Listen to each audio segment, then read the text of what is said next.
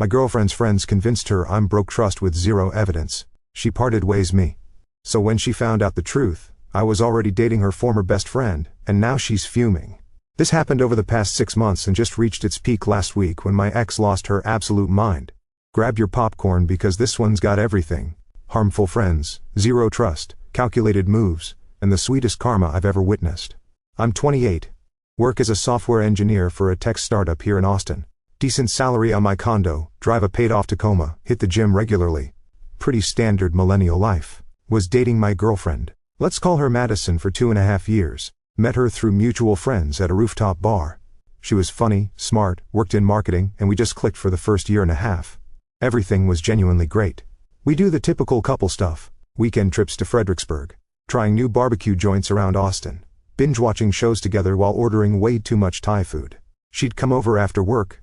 We'd cook dinner together, blast music while doing dishes. Just normal relationship things. I actually thought I'd found someone solid. You know, someone I could see a real future with. Madison was the type who'd surprise me with coffee on my rough mornings. Who'd laugh at my terrible jokes. Who'd wear my hoodies and never give them back. We had this running joke about who could find the weirdest taco place in Austin, and we'd literally drive an hour to try some hole-in-the-wall spot we found on Yelp. Those were good times, simple times. Then her friends started getting more involved. By friends I specifically mean this harmful trio, Vanessa, Claire, and Becca. These three have been besties with Madison since college, and let me tell you, they're the walking embodiment of every red flag you can imagine. Vanessa's been divorced twice by 27. Claire cycles through boyfriends like they're disposable, and Becca hasn't had a relationship last longer than 3 months. In the 5 years Madison's known her, here's the thing. They all act like relationship experts. They're constantly posting on social media about knowing your worth and never settling, and all this suit empowerment nonsense. That's really just code for ruined things. Any healthy relationship your friends have, so you're all single together. Vanessa works as a life coach, which is basically code for unemployed but active on Instagram. She charges $200 an hour to tell women their boyfriends are trash. Players in real estate, and uses her open houses to meet men. Then complains when they don't work out. Becca's a bartender who thinks every guy who tips well is hitting on her real winners, all of them. The shift started around month 18 of our relationship. Madison began spending way more time with these 3 girls' nights, went from once a month to twice a week, then 3 times a week. Then suddenly she was having lunch with them every single day. She'd come home from passed away with them, and suddenly question things that had never been issues before. Why do you still have your ex's number? She asked one night out of nowhere. I'd explained multiple times that my ex and I had been friends before we dated, stayed cordial after, and barely talked, maybe a happy birthday text once a year. Never bothered Madison before. Vanessa says, guys only keep their ex's numbers if they want a backup plan. She continued. Oh, so Vanessa says. Cool. That became the theme of every argument from that point forward. Vanessa says this. Claire thinks that Becca mentioned the other thing. It was like I wasn't dating Madison anymore. I was dating her and her 3 harmful bridesmaids from Nightmare. I started noticing other changes too. Madison would check my phone when I was in the shower. She'd ask why I was smiling at my screen. She'd get weird if I mentioned a female coworker by name one time. I said Sarah from accounting helped me with that expense report, and Madison spent 20 minutes interrogating me about Sarah. Who is she? How old is she? Is she pretty? Do you have lunch with her? Sarah's 55, happily married with 3 kids, and looks like someone's grandmother. But sure. Madison, I'm having a tour affair with her. My buddy Tyler, who I've known since college, kept warning me. Bro, those friends are harmful substance, he'd say during our gym sessions. They're gonna mess with her head until she ruined things something good, because that's what misery loves company. Tyler's not wrong about these things. Dude's got a 6th sense about people. He called my ex before Madison being crazy 6 months before she proved him right. He predicted my former roommate would took without permission from me 3 weeks before it happened. The man's like a prophet, but for relationship red flags. But I figured Madison was smart enough to see through their BS eventually. I mean, she had a master's degree in communications. Surely she could communicate her way out of their manipulation, right? Wrong. So freaking wrong. The real problem started in January. This year, I picked up a new project at work that had me putting in extra hours, nothing crazy, maybe staying until 7 or 8 p.m. instead of my usual 6 p.m. a few nights a week. It was a major client acquisition, good for my career, and Madison knew about it. She'd even said she was proud of me for getting selected for the team. The project was for this big retail chain, looking to overhaul their entire inventory management system. High visibility, lots of pressure, but potentially a huge win for our company. My boss had specifically requested me because of work I'd done on a similar project the year before. It was a career maker opportunity. Apparently during one of their girls' nights, the harmful trio planted a seed. Madison came home that night around 11 p.m. She'd been at Vanessa's apartment for over 5 hours and asked, "Are you sure you're actually working late, or are you doing something else?" I just stared at her. "What are you talking about? You literally know about this project. I showed you the email from my boss. I've been texting you updates throughout the day." Claire says, "Men use work as an excuse all the time to cover affairs." She said, completely serious. She said her ex did that exact same thing. Claire's been betrayal on by literally every guy she's dated because she picks trash. I shot back. Maybe she's projecting her terrible taste in men onto everyone else's relationships. That didn't go over well. Madison got defensive about her friends, and we had our first real fight. She accused me of being dismissive of her concerns. I pointed out that her concerns were based on paranoid ramblings from women who couldn't maintain relationships if their lives depended on it. It went downhill from there, but I figured it would blow over. It didn't. Over the next 2 months, the accusations kept coming, each one more ridiculous than the last. I was working late. I must be broke. Trust. I went to the gym. I must be meeting someone there. I grabbed lunch with a female coworker to discuss project logistics. Clearly, I was having an emotional affair. I stopped at HB on the way home for groceries. Who was I really shopping for? One particularly insane night. Madison accused me of broke trust because I came home with a different brand of deodorant. Not because she found it suspicious. No. Because Becca told her that men only change their grooming habits when they're trying to impress someone new. I bought a different brand because HB was out of my usual one. That's it. That's the whole story. But according to Becca's galaxy brain logic, this was evidence of infidelity. The crazy part, Madison never actually caught me doing anything suspicious. Never saw a text she couldn't see. I literally gave her my phone passcode on day 1 of dating. Never smelled perfume on me. Never found evidence of anything because there wasn't any evidence to find. I wasn't broke. Trust, not even close. I was literally just living my normal life, while her friends harmed by substance her against me. Tyler told me I needed to set boundaries. Tell her it's them or you, man, this is getting out of hand. She's literally accusing you of changing deodorant brands as evidence of an affair. That's not normal. That's insane. But here's the thing. I'm not the kind of guy who gives ultimatums. I believe in trust. If you don't trust me, that's a you problem, not a me problem. I thought eventually Madison would realize her friends were full of, and we get back to normal. I tried everything else though. I invited Madison to come to my office to see my workspace, meet my team, understand what I was actually doing. She declined. I offered to add her on my work calendar so she could see every meeting I had. She said that was too much. I suggested we do couples counseling to work through her trust issues. She said I was making her out to be the problem. So basically she wanted to keep accusing me but didn't want to do anything that might actually prove she was wrong. Cool. Very healthy. Then March happened. The nuclear option. I was at my place working from home on a Friday afternoon. Had a video call scheduled with some clients in California. So I was posted up at my desk in my home office. Madison had a key to my place and she'd occasionally come over when I was working if she got off early. She walks in around 3 p.m. and I hear her go to the kitchen.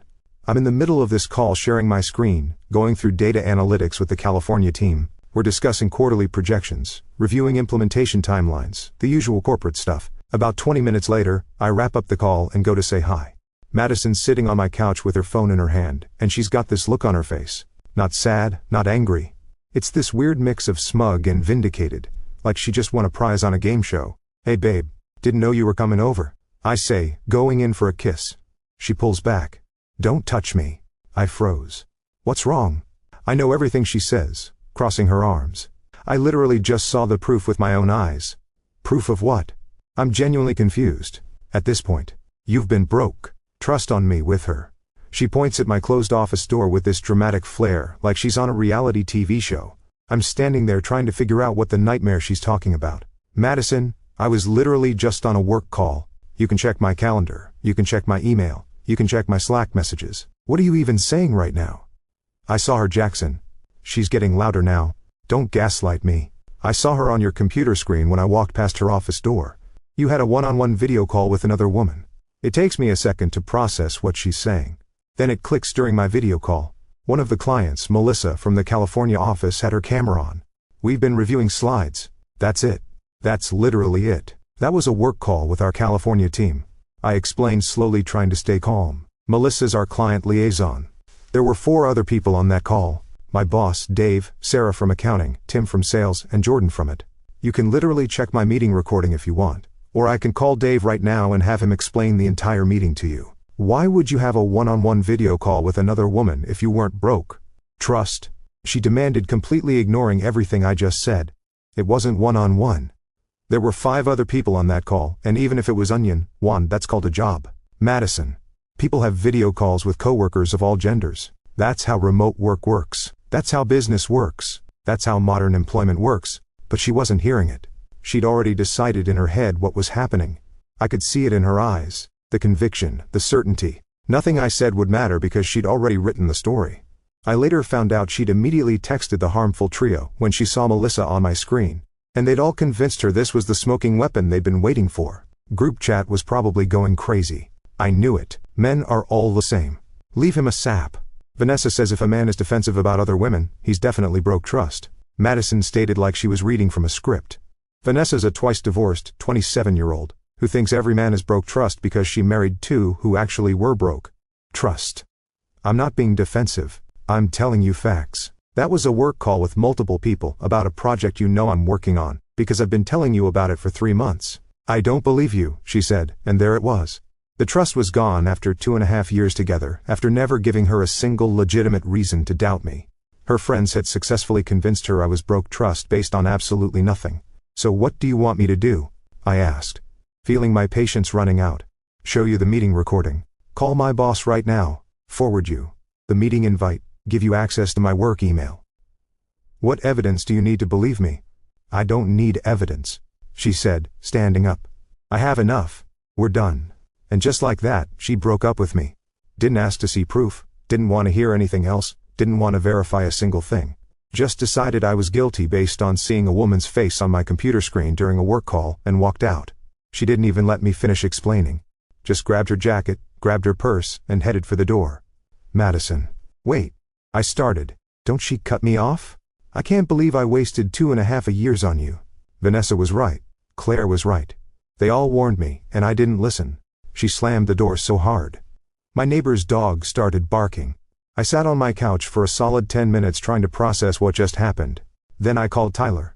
She parted ways me, I said when he answered. What? Why? She saw a woman on my work video call and decided I was broke. Trust. You're freaking kidding me. I wish I was, bro. I really wish I was. So, let me get this straight. You had a work call with multiple people and she saw one female face and that's it. That's the evidence. That's the evidence, bro. Those friends finally did it. They convinced her you broke trust with literally 0 evidence. What are you going to do? That's when something in me shifted. I realized I'd spent 2.5 years with someone who in the end believed her harmful friends over me. Over the guy who'd never given her a single real reason to doubt him, over the man who'd been nothing but honest and loyal the entire relationship. I'm gonna do exactly what she thinks I was already doing. I said, move on with my life. Tyler laughed. Now we're talking freak her and her harmful ass friends. You dodged a bullet, man. A psycho bullet. He was right, and I was done playing defense for something I didn't do. The next few weeks were honestly pretty liberating. I blocked Madison on everything. Phone, social media, email, Venmo went full, no contact, changed my Netflix password so she couldn't use my account anymore. Some people would have tried to win her back or prove their innocence. Here's the thing. I don't beg. I don't chase people who don't trust me. If you think I'm broke trust with 0 evidence, you're not worth my time or energy. I threw myself into work, hit the gym harder, started going out more with Tyler and the boys. We'd hit up bars on 6th Street, go to Longhorns games, catch fights at Buffalo Wild Wings. Just enjoy life. It felt good to not be constantly defending myself against phantom accusations. It felt good to grab lunch with a female coworker without having to document it.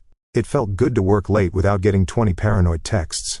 My project at work wrapped up successfully and I got a fat bonus.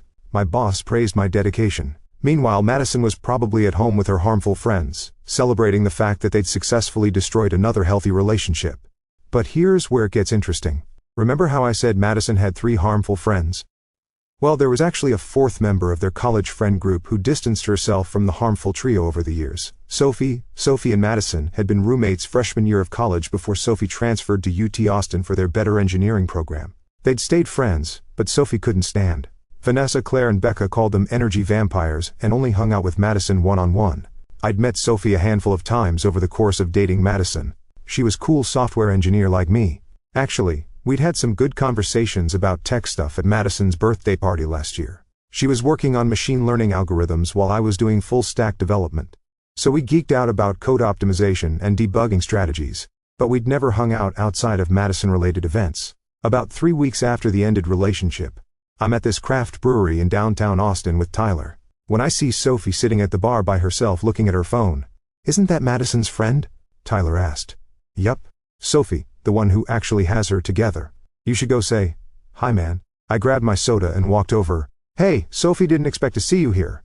She looked up and smiled. "Jackson?" "Hey, I'm just waiting for my food to go." "How are you?" "I'm good. Can't complain you." She hesitated. "Honestly, I've been better. Madison told me what happened and I don't even know what to say. It's so stupid." I raised an eyebrow. "She told you her version?"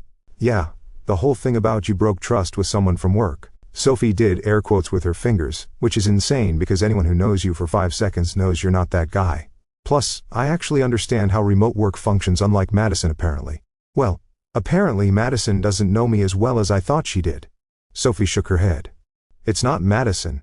It's those other 3. They've been in her ear for months. Jackson, maybe even longer." I tried to tell her she was being ridiculous, but she wouldn't listen. "Vanessa literally told her that all men betrayal and it's just a matter of catching them." "Sounds about right." I said misery loves company, and those 3 are absolutely miserable with their own lives. Trust me, I know. That's why I don't hang out with them anymore, having in over a year. Sophie's food order arrived. "Hey, are you here alone or nah? I'm with my buddy Tyler over there. We're just grabbing some sodas. Shooting the cool. Well, it was good seeing you seriously. Madison's an idiot for letting you go over nothing." Something about the way she said it made me pause. "You want to join us? We're probably going to be here for another hour or so. Maybe grab some wings." Sophie looked surprised, then smiled. "You know what? Yeah, let me grab my food and I'll come sit with you guys." And that's how it started. Not planned, not calculated.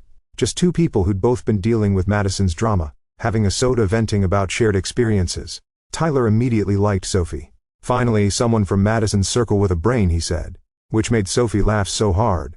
She almost spit out her soda. We ended up closing down the brewery that night just talking about work-life, relationships, everything. Sophie told us about her own ended relationship from a few months prior. Dude had been actually broke trust on her with a coworker. Ironically enough, she'd found messages, confronted him with evidence, caught them together. He still tried to gaslight her. She parted ways him immediately and never looked back. That's the difference between real broke trust and what Madison accused you of. Sophie said, "When someone's actually broke trust, there's evidence, messages that don't add up, weird behavior changes, lies that contradict deleted texts, secret phones. You had none of that. You had a work video call with your entire team. Tell Madison that I'm muttered. I tried multiple times. She won't listen. Those 3 have fully convinced her. You're the villain in this story. They've probably got her thinking. You're out here living your best broke trust life." We exchanged numbers that night, not in a romantic way. Just as friends who understood what it was like to deal with Madison's world and harmful influences. We started texting regularly. Nothing inappropriate, just means about bad code work stories, funny tech fails. She'd send me videos of cats knocking things off tables. I'd send her articles about new JavaScript frameworks. Then Tyler had a party at his place about a month after the ended relationship. He told me to invite whoever I wanted, so I invited Sophie. She showed up in jeans, in a Longhorns t-shirt, holding a 6-pack of local soda, and just fit right in with my friend group. She didn't create drama, didn't play games, didn't need to be the center of attention, just vibed. I like her. Tyler told me later that night while we were grabbing more ice from his garage. She's real, not playing games, not creating drama. Just a solid person who actually has her life together. Yeah, she's cool. I agreed. You know what I'm about to say? Don't. I'm saying it. You should date her. I shook my head. That's Madison's friend that's asking for drama I don't need right now. Madison parted ways you for seeing a woman on a work call. Freak Madison's opinion about anything. Plus Sophie barely even talks to her anymore. They haven't hung out in like a year.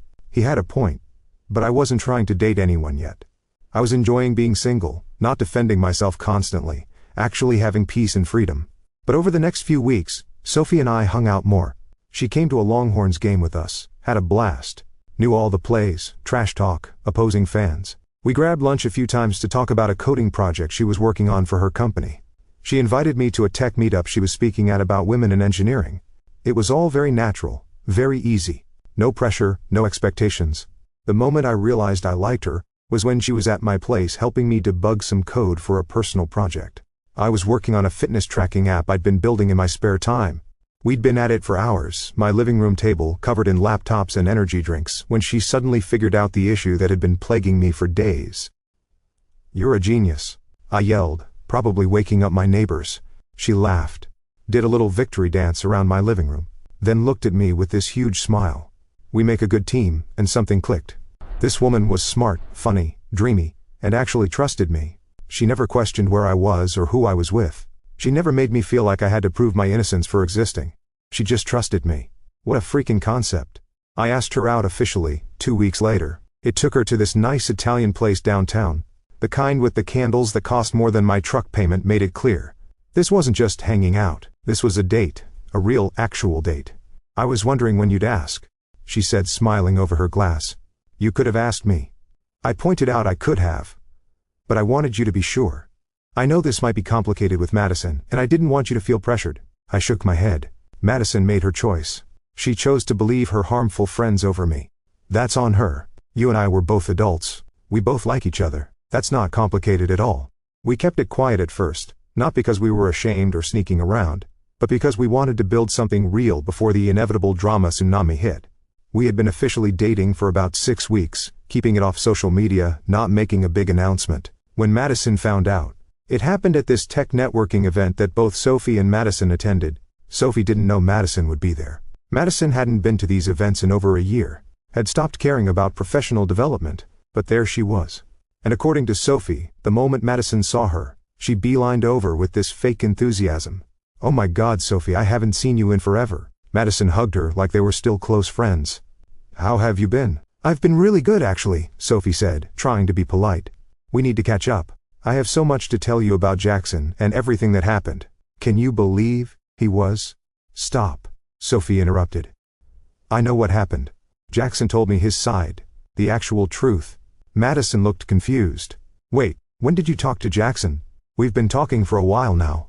Actually, we're dating," Sophie told me. Madison's face went through about 5 different emotions in 3 seconds. Shock, confusion, anger, betrayal, rage, and then this weird fake calm that didn't reach her eyes. "You're dating my ex-boyfriend." "I'm dating a guy." "You parted ways for seeing a woman on a work video call." "Yeah."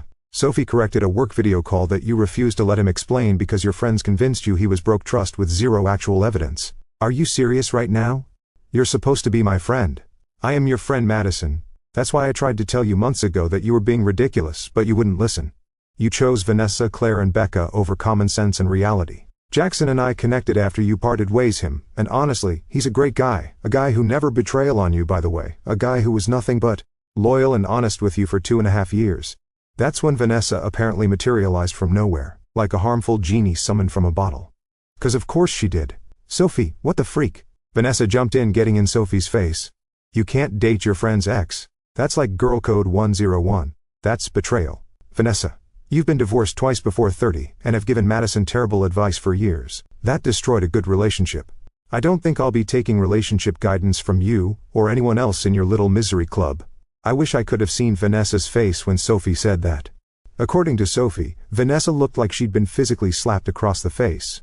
Madison started crying right there in the middle of this networking event, full waterworks. "How could you do this to me? You know how much he hurt me. You know what I went through? He didn't hurt you," Sophie said firmly, not backing down. "You had a work video call. You hurt yourself by listening to your harmful friends instead of trusting the man you supposedly loved, Jackson. Never betrayal, never lied, never gave you any real reason not to trust him. Now he's with someone who actually does trust him because I'm not surrounded by bitter women telling me every man is trash. That's not my fault or his fault. That's yours. And yours alone."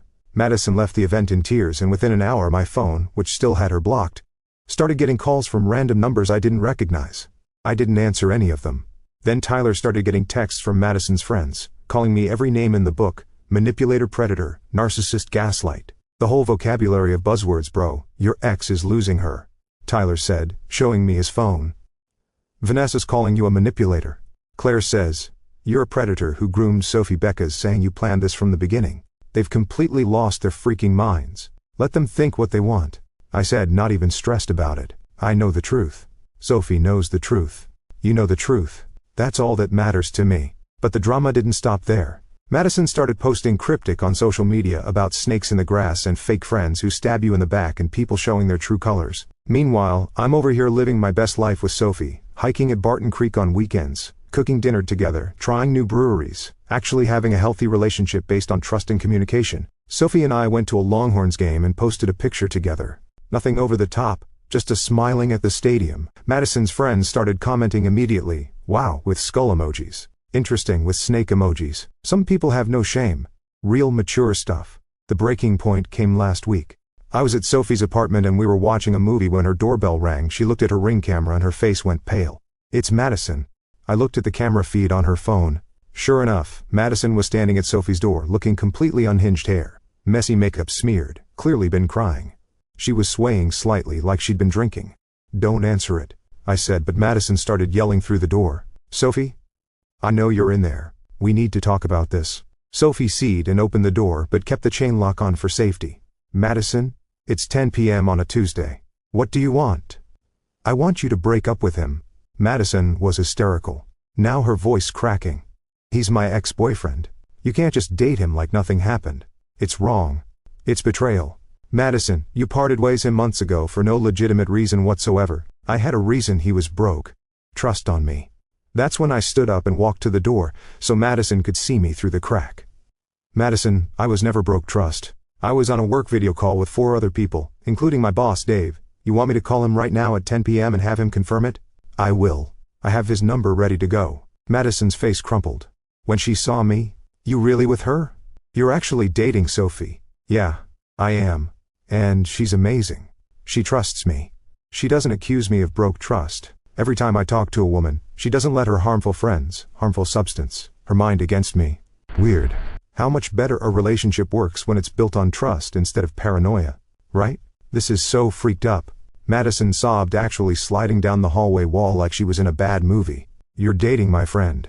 How could you both do this to me?" "You mean your former friend, who tried to tell you that you were making a huge mistake, but you wouldn't listen? That friend? The one you haven't actually hung out with in over a year?" Sophie jumped in. "Madison, go home. This is pathetic and you're making a scene. You made a choice. You parted ways. A good guy because your miserable friends convinced you to. Don't take that out on us for moving forward with our lives." "I want him back." Madison screamed. Like actually screamed it in the hallway of Sophie's apartment building, probably waking up half the floor. "I made a mistake. I'm sorry, Jackson. Please, I'll do anything." I looked at her, passed away in the eyes with zero emotion. "No, what?" I said. "No, absolutely not. Not happening. But are you? Don't get to dump me. Spend months telling everyone I'm a betrayer. Let your friends destroy my reputation, and then demand me back when you realize you were completely wrong. That's not how any of this works." "But I love you." "No, you don't. You love the idea of me, the version of me you created in your head with your harmful friends. But you never actually love me, because if you did, you would have trusted me. You would have looked at the evidence or complete lack thereof. You would have chosen me over them. You would have let me explain instead of just assuming the worst. But you didn't. You chose them. So now I'm choosing me and Sophie and my own happiness for once." Sophie closed the door, while Madison continued crying and yelling in the hallway. We could hear her screaming, "This isn't fair, and you'll regret this building." Security had to come escort her out. Eventually they actually intimidated to call the cops if she came back the next morning. Madison's parents called me, her dad called me. I answered because I'd always liked her dad. He was a reasonable guy. "Jackson, I don't know what the nightmare my daughter's problem is," he said, sounding exhausted. "I heard the whole story. A work video call. That's what she parted ways you for." "Are you kidding me?" "Nope. That's exactly what happened. And now she's mad." "You're dating Sophie?" "Yep. Showed up at Sophie's apartment last night at 10 p.m. screaming and crying." "Well, for what it's worth, I think she's an idiot. You were always good to her. Jackson never gave her a reason to doubt you. And those friends of hers are awful. My wife and I tried to tell her, but she wouldn't listen." "I appreciate that, Mr. Hayes." "Really? Sophie's a good girl. I remember meeting her at Madison's graduation. Smart, stable, has her life together. You picked a good one this time. Actually, you picked a good one both times, but this one trusts you." "I think so too, sir." "Take care of yourself, son, and tell Madison to leave you alone. If she tries again, I'll talk to her. But I can't promise she'll listen. She never does anymore." That conversation meant more to me than Madison's dad probably realized. Madison's own father was on my side, calling her out for her behavior. The aftermath has been absolutely wild. Madison's made multiple attempts to contact me through burner phones. I recognized her voice immediately and hang up. Her mom tried to friend request Sophie on Facebook, probably to spy on us. The harmful started leaving 1-star reviews on my company's Google page, until HR got involved and intimidated legal action for harassment. Claire actually tried to match with me on Bumble under a fake profile to expose me as a betrayer. I recognized her in the photos and reported the fake account. Vanessa sent me a DM on LinkedIn of all places, calling me a predator. I forwarded it to HR and blocked her. But here's the thing, I don't care about any of it. For the first time in almost a year, I'm in a relationship where I'm not constantly defending myself, where my girlfriend doesn't question every work call, every gym session, every lunch with a coworker, every female name mentioned in conversation, where I'm trusted as the default instead of suspected as the default. Sophie and I have been together for 4 months now, and it's been incredible. We're moving in together. Next month actually. Her lease is up and my place is bigger. Tyler's stoked because Sophie's best friend from grad school is single, and apparently into guys who lift. So he's already planning double dates. This is what a healthy relationship looks like. Tyler told me last weekend while we were helping Sophie pack her apartment, no drama, no accusations, no harmful friends. Just 2 people who actually like and trust each other. Wild concept. Last I heard through the grapevine, Madison finally started therapy. Her therapist apparently told her that her friends were harmful influences, and she needed to work on her trust issues and setting boundaries. She's also still single because shockingly, when you accuse people of broke trust with no evidence, word gets around in the dating scene.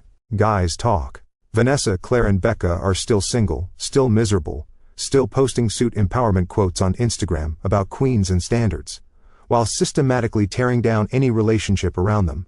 Some people never learn. They're probably already working on destroying someone else's healthy relationship. Chose them. You chose the drama, the suspicion, and the echo chamber of 3 women who hate to see anyone else happy. So go back to them. Let Vanessa coach you through this. Let Claire find you a rebound. Let Becca tell you that I'm the one who's crazy. I'm sure they have a whole script ready for you. Madison just stared at me, her mouth hanging open. The reality finally seemed to sink in. The bridge wasn't just burned. I had demolished the supports and let the current wash the debris away. There was no coming back. Not next week, not next year, not ever. Sophie stepped forward and gently closed the door. She didn't slam it. She didn't need to. The quiet click of the latch was more final than any shout. We stood in her entryway for a long moment, listening to the muffled sounds of Madison sobbing in the hallway, followed by the heavy retreating footsteps of someone who had finally realized they were the architect of their own misery. You okay? I asked, looking at Sophie. Yeah, she breathed, leaning her head against my shoulder. I just feel sorry for her. She had a good thing, and she let 3 people who don't even like themselves talk her out of it.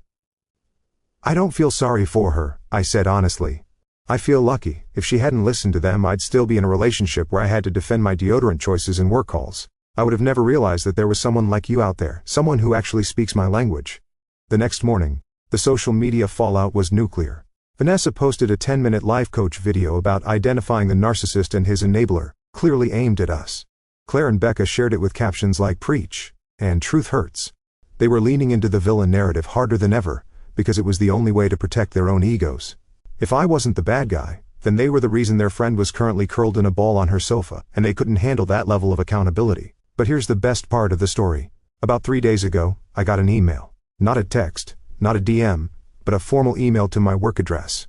It was from Madison. No drama, no accusations, just a link to a PDF. It was a screenshot of her group chat with Vanessa, Claire and Becca from the day she dumped me.